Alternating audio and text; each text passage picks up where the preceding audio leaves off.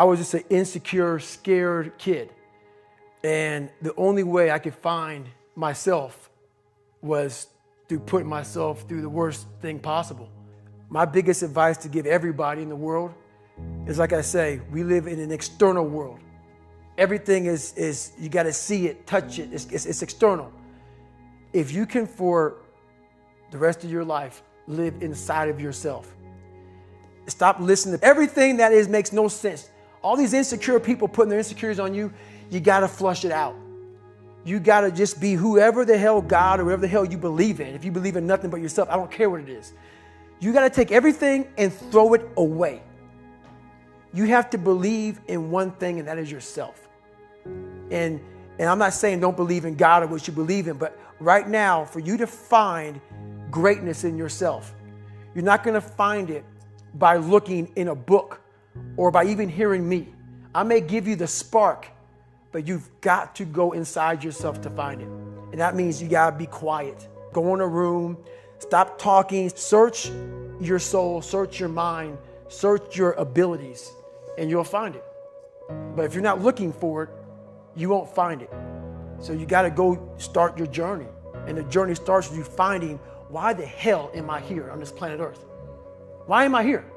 And if you don't know that, you will live the rest of your life searching, always asking the question, why? Well, it was pretty crazy for me. It took a while to get to that point where enough was enough.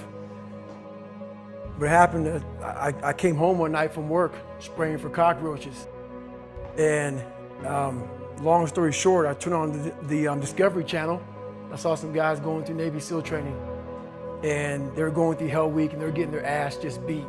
You know, in and out of the water, guys ringing the bell. They were just suffering. And I was weighing like 297 pounds. And I had to make a change in my life. You know, I was at an all-time low and I wasn't going anywhere. And I was exactly what everybody said I was going to be, which was nothing. So I had to make a change. No one was helping me out.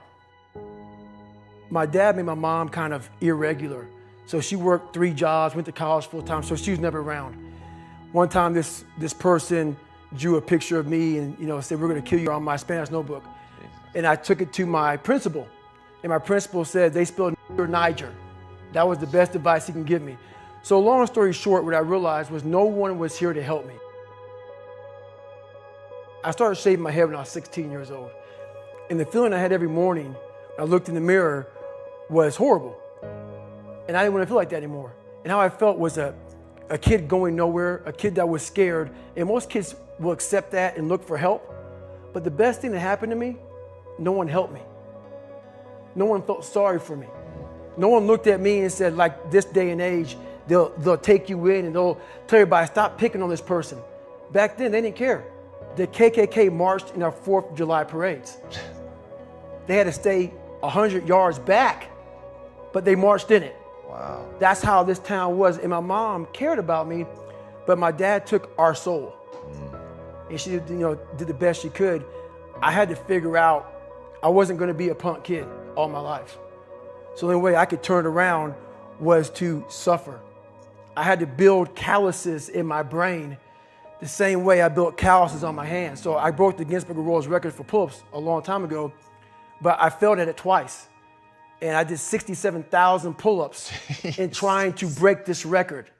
So to do 4,030 pull-ups, I had to do 67,000 for training for that. And so what I realized is for me to become the man I wanted to become, I saw myself as the weakest person God ever created. But I never blamed God for anything he did to me. So I wanted to change that to be the hardest man ever created. Am I that? I don't know, but you had to have a goal. Right. And my goal when I was sitting there, not going to school, being bullied, having no self-esteem, my goal was the only person that's gonna turn this person around is me. And the only way I can turn it around is put myself through the worst things possible a human being can ever endure. And that'd be the only way that I can build this brain to handle anything that comes in front of it, callousing my mind through pain and suffering. In the end, what would your advice be to that 16-year-old kid who's staring in the mirror, does not like what he sees, but is still running from adversity?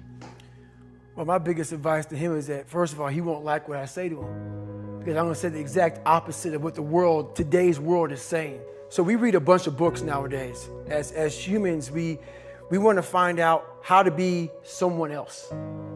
What we don't do is we don't go inside. So literally turn yourself inside out. Read the book that's like we're writing a book every day of our lives, but we never read that book. So what I would challenge this young man or young woman to do is you have to look inside of yourself to see what you really want. What are you passionate about? We use these words and these little phrases of only the strong survive and all this other crap. They're all just words. I get so tired of hearing people just talking. Like right now, someone may think Goggins is just talking. You don't know me. So when I speak from passion. I speak from experience. I speak from suffering. I have to tell this young man or woman that the only way I believe, and this is my experience in life, the only way you're ever going to get to the other side of this journey is you have got to suffer to grow. To grow, you must suffer. And some people will get it and some people won't. But they have to see what their journey is to start their journey. Several people live to be 100 years old and they have great lives and they have great kids. Their kids go to college and all sort of stuff. But somewhere in their life, there was a point where they had a decision to make. They can go left or right on this path. Left was the easy route. Right was the hard route. A lot of people take the easy route. And they had a good life that way, but the better life was going to the right side. And you may have 20 years of pain and suffering to get past it, but a lot of us die never truly starting our journey. And I would tell this young person, you got to start your journey. It may suck, but it will come out the other side where you're coasting. Every day, we're seeing who we are as people. When I was growing up, I lied for people to accept me because I didn't accept myself. So I would make up stories so then you would accept me into your world. Everything I did was for someone else to like me. It wasn't until I started reading my own book about how pathetic I was as a human being. I can blame my dad. I can blame kids at school. I can blame having health issues, ADD, my mom not being around. Great mom, but she was doing her thing. Right. I could blame a lot of people. And that's the book I was reading. And I put it off on everybody else. It wasn't until I said, you know what? For me to fix this, I got to read what is wrong with David Goggins. Not blame anybody. Read my book and say, okay, I'm afraid of my shadow. How can I overcome that?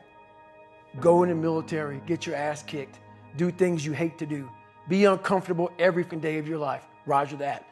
I'm not the smartest kid in the world. Okay. Instead of somebody saying, oh no, you're smart. No, don't say that to yourself. I said to myself, no, I'm a dumb motherfucker. Okay, roger that. How you get smarter? Educate yourself. So the things that we run from the truth. We're running from the truth, man. So the only way I became successful was going towards the truth. As painful and as brutal as it is, it changed me. It allowed me to become, in my own right, who I am today. So hopefully I can help people that believe that they're much less than what they truly are. Help them find greatness in themselves. And greatness isn't running 200 miles at a time or doing 4,000 pull-ups or being a SEAL. Greatness is whatever the hell you dreamed of in your own mind. You got to first see it. You got to first create this vision in your mind. And then that's when I come into play. Once you create this vision in your mind, it's how am I going to get there now? And that's when I come into play. But first you got to create your own vision. And then it's not external. It's the vision created is inside of you. So until you create that, I'm nobody to you. I'm slowly writing a book right now. It's taking me 4 or 5 years because I have so many things to talk about. It's going to be probably several books. But the first book will probably be about my life story, how I came up, and a few lessons learned along the way. But, you know, I have so much to talk about, so much to say, just to give people a lot more than hope.